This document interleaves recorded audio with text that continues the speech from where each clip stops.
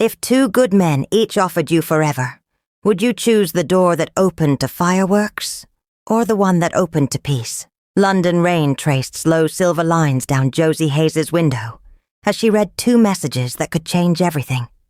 One came from Eric Lee, a calm, precise businessman she'd met over jasmine tea in Chinatown. The other was a voice note from Daniel Okoye, the warm youth worker from Peckham whose laughter could soften traffic noise. Eric spoke of stability, purpose, and quiet luxury. Daniel spoke of teamwork, faith, and late-night laughter. Both men were good in their own way. Josie closed her laptop, watching buses sigh past outside. 5 years of building a new life had given her independence, but not clarity. She opened her notebook, drew 2 columns, and wrote, "Safety, spark." In the margin she added, "Lord, help me hear sense, not noise." Some choices arrive like thunder. Others whisper until you finally stop pretending you can't hear them. Truly, before London there had been Benin City, red earth, afternoon heat, and the smell of smoked fish from Aunt Rita's stall. When Josie's mother passed away, Aunt Rita raised her with firm love and simple hopes: education, dignity, contentment. But Josie wanted more than contentment. She wanted options. A scholarship carried her from Benin's markets to London's underground, where ambition became both blessing and burden. By day, she sold wedding gowns. By night, she hosted a small podcast for women chasing balance between duty and dreams. Bills taught her arithmetic faster than school ever had. Each month, she sent Aunt Rita money and a promise: one day you'll rest. Still, beneath gratitude lived a quiet fatigue. When Daniel's cheerful messages began, and Eric's calm attention followed, something inside her stirred. Maybe love was another form of migration, one that didn't need airports but still required courage. Truly, Eric Lee planned everything. Dinner bookings, meeting notes, even laughter, it seemed. Over dim sum and soft music, he explained his idea of partnership. 2 people building something that lasts, he said, eyes steady. Josie admired his discipline. It mirrored her own. He listened carefully when she spoke of her podcast and her long days in the boutique. "You lead with purpose," he told her. She smiled. "And sometimes caffeine." Later they walked through Leicester Square beneath neon drizzle. He showed her the bakery where he'd queued as a broke student. That glimpse of struggle softened him. On the tube home, she typed in her phone, "Eric, structure plus kindness," then added, "But does structure ever bend?" The carriage rocked gently. London looked calm through rain-streaked glass, but every light outside reminded her how quickly calm can become decision.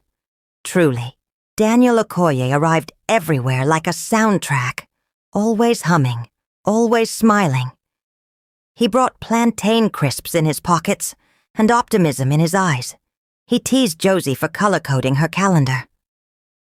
"Life's not Excel, babe," he'd joke. "Let it surprise you." He dragged her to open mic nights, food markets, and gospel events where joy felt contagious. He didn't earn much, but he gave freely: time, laughter, attention. In him she saw warmth without calculation. Yet sometimes warmth frightened her more than logic. One evening on a riverside walk, he said quietly, "You know peace isn't always quiet, right? Sometimes it dances." She looked at him, unsure whether to laugh or listen. Later she wrote in her journal, "Daniel, sunlight with shoes on." Different from Eric's marble stillness, yet equally magnetic. Love, she realized, wasn't a debate between right and wrong, but between enough and almost. Truly, whenever Josie faced confusion, she wrote lists and whispered prayers. Tonight the pages filled quickly. Eric, calm, reliable, global doors. Daniel, joy, faith, shared roots. Then 2 extra columns appeared in the margin. fears, and becoming. Beside Eric, she feared routine without laughter. Beside Daniel, she feared chaos disguised as passion. She asked herself 3 questions. Who repairs well after a disagreement? Who carries kindness when no one is watching? Who protects the purpose I'm still discovering? The room stayed silent, as if listening. She shut her notebook, poured tea, and stared at London lights blinking like caution signs. Peace didn't shout. It whispered, then waited to see if you were brave enough to answer. Truly, Eric invited her to meet his relatives, a Sunday lunch in Manchester. They switched easily between English and Mandarin, folding her into conversation. His aunt handed her a red envelope for luck and told migration stories that felt familiar. Warmth wrapped around order. Courtesy felt like affection. Back in London, Daniel's parents hosted their own version of welcome. Stew simmering, children laughing, gospel music in the background. His mum served jollof rice with authority. His dad tested her football loyalty. When the aunties arrived, the house filled with teasing and advice. Josie saw how both families carried love differently. One through silence, the other through volume. On the train home, she looked at her reflection and thought, warmth or shelter? Which one lasts longer? The carriage rattled on, carrying her question into dusk. Truly, money had never been neutral. It carried memory, the weight of counting coins for bus fare. With Eric, money felt planned. He discussed investments, pensions, growth. With Daniel, money felt emotional. He celebrated small wins and apologized for slow months. Neither approach was wrong, just revealing. One evening, they each asked the same question. What does comfort look like to you? Eric said, freedom from worry. Daniel said, enough to share.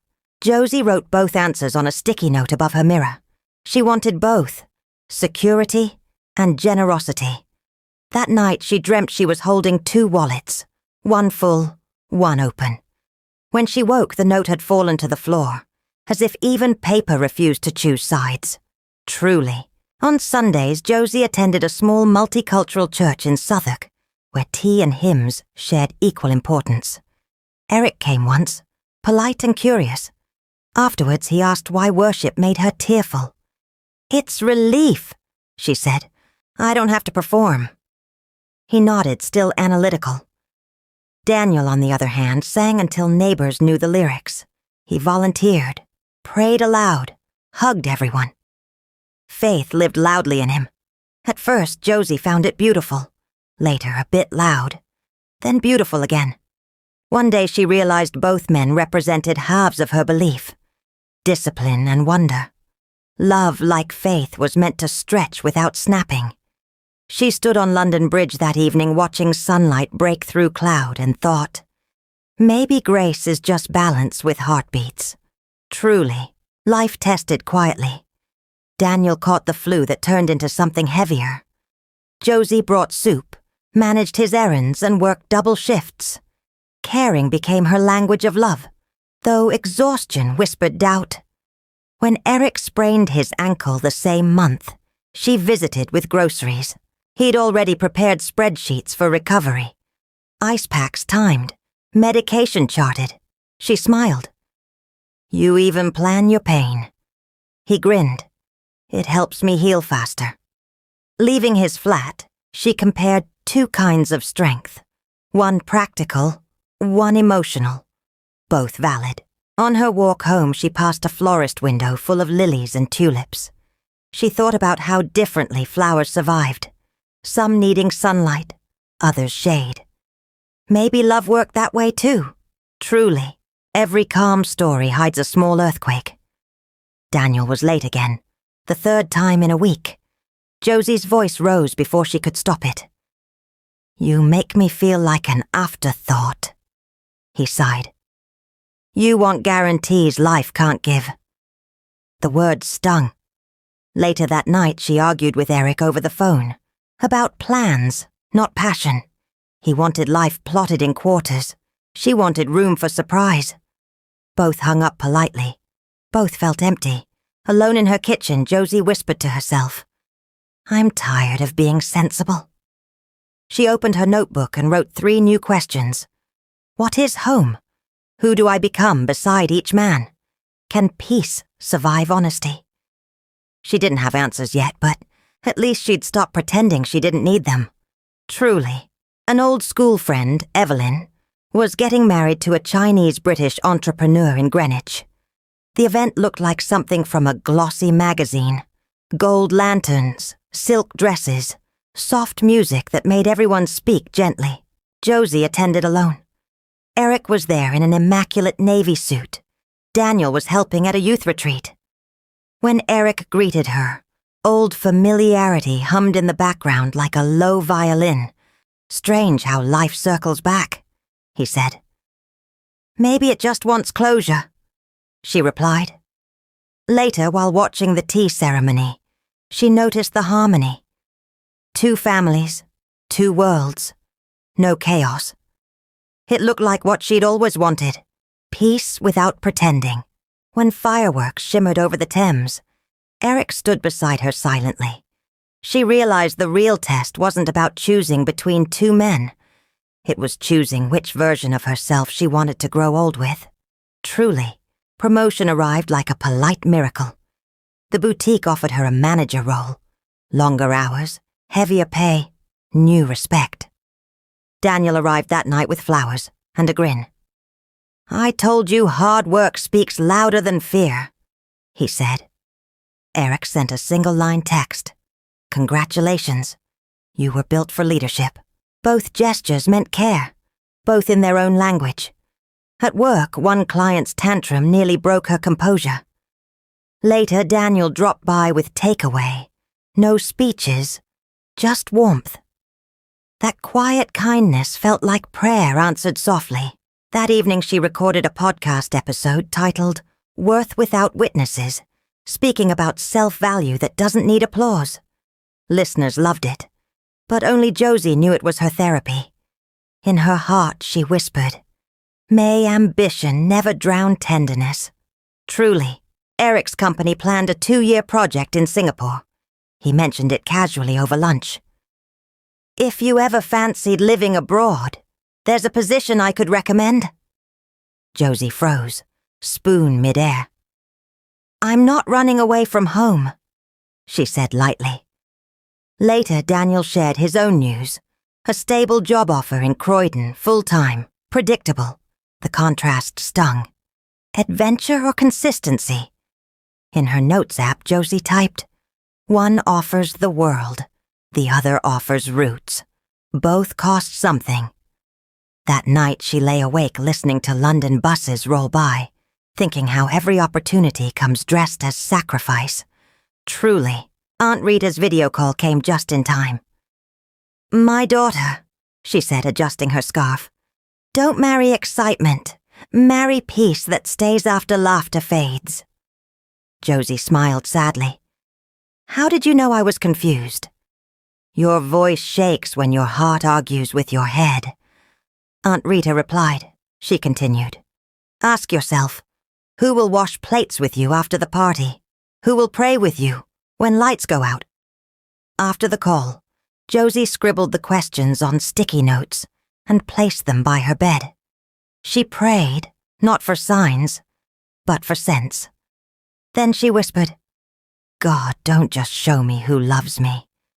Show me who's safe for me." Truly, Eric's email arrived first, a thoughtful, almost poetic reflection. "When I'm wrong, I reflect and rebuild. Home to me is peace, order that protects." A few hours later, Daniel sent a voice note. "When I mess up, I talk nonsense first. But give me time and I'll fix it. Home's where we laugh even after crying." Josie listened twice. Both were good. Both were true. She poured tea and stared out of her window, the city lights blinking like heartbeat monitors. The answer she needed wasn't about them. It was about where her own spirit rested. When she finally slept, she dreamt of a kitchen filled with quiet laughter and sunlight. Truly, She met Eric in Regent's Park beneath late spring blossoms.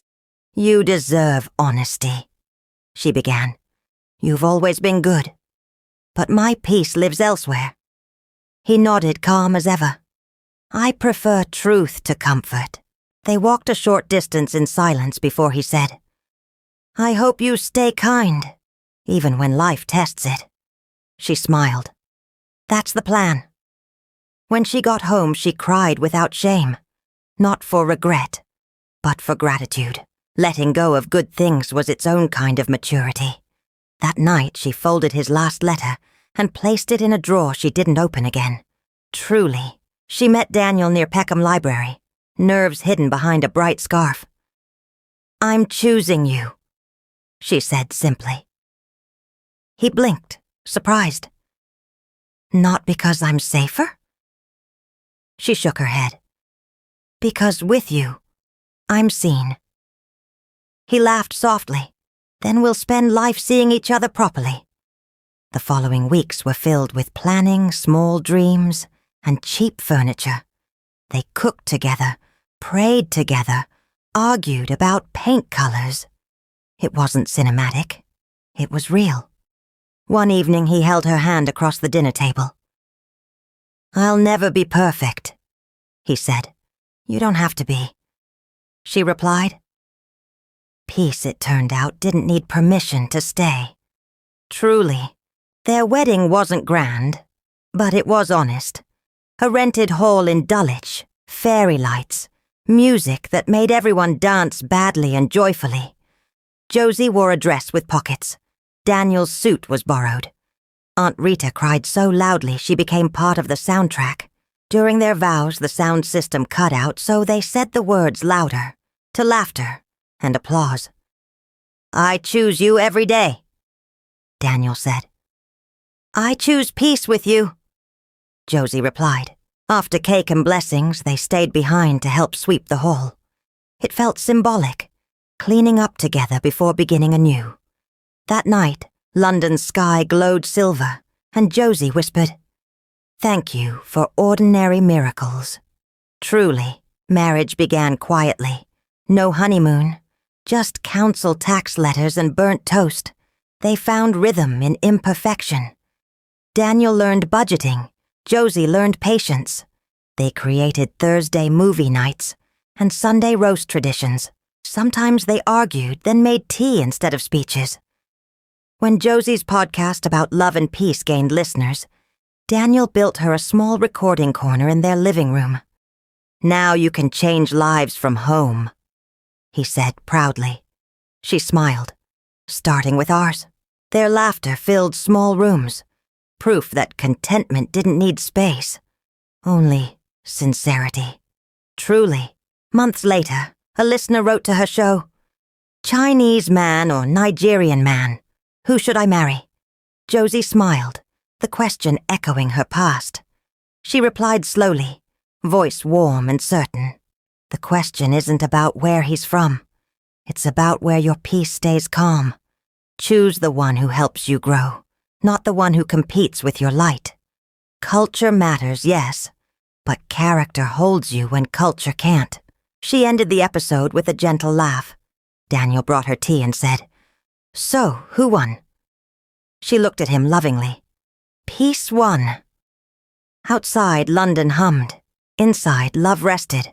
Not perfect, but peaceful.